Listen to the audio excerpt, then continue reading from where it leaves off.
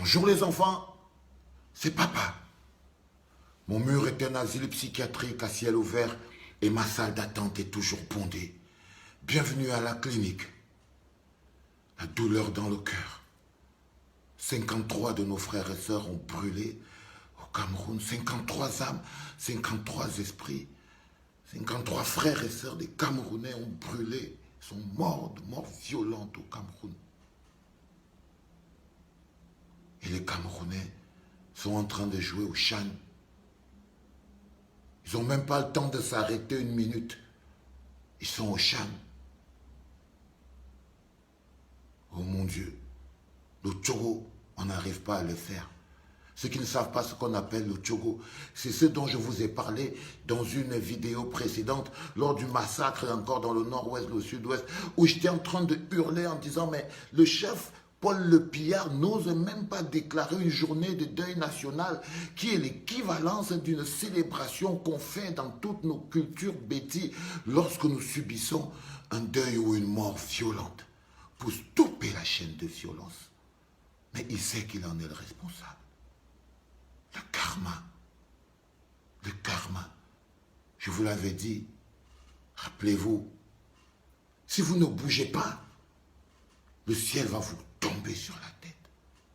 Tant que la marmite n'est pas cuite, la viande n'est pas cuite, on ne peut pas gueuler sur la viande. Votre dégât de misère n'est pas encore au top. Plus de 300 morts en pratiquement un mois et demi seulement sur la route.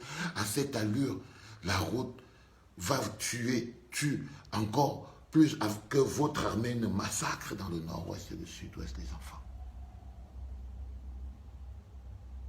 À cette allure, croyez-moi, la route et les catastrophes vous auront éradiqué avant que votre armée n'éradique les frères qui se battent pour la liberté dans le nord-ouest et le sud-ouest du Cameroun. L'esclave qui n'est pas capable d'assumer sa révolte, comme disait Thomas Sankara, ne mérite pas que l'on s'apitoie sur son sort. Vous faites des ripes. Vous faites des ripes. Vous êtes devenus un peuple, vous êtes des charognards, un peuple qui nourrit son désespoir de la mort et de la souffrance et de la misère. Vous êtes perfusés à la mort, à la souffrance et à la misère. Vous ne la ressentez plus. Vous faites des ripes. Vous croyez que c'est à celui qui va pleurer le plus, celui qui va faire le message le plus pathétique. Non, ce n'est plus physique ce qui arrive au Cameroun. Ce n'est plus physique. On ne peut même plus parler du fait que les ancêtres soient fâchés, que la nature même n'arrive plus à intégrer le peuple que vous êtes. La nature même n'arrive plus à intégrer le type de peuple que vous êtes. C'est-à-dire, quand les ancêtres vous voient faire le Chan, ils regardent le massacre dans le nord-ouest et le sud-ouest. Non, non les enfants, je suis désolé. Et c'est fou parce que j'ai même vu un groupe de mes frères, Betty là et Kang-Betty, ils disent le karma. En fait, et après, ils circonscrivent même le karma. Ils découpent, ils disent que non, c'est le karma qui frappe en fait les Bamileke. Pourquoi? Parce qu'en fait, le car là allait en pays Bamileke. Donc, ils estiment que tout le monde qui était dans cette voiture était Bamileke. Vous avez perdu le bon sens. Vous êtes à la sorcellerie. Et croyez-moi, quand ce n'est plus physique, c'est compliqué. Quand ce n'est plus matériel, c'est compliqué.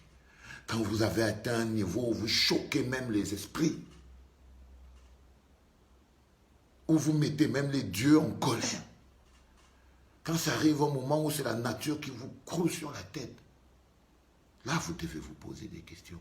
Mais apparemment, le nombre de morts n'est pas encore le niveau qu'il faut.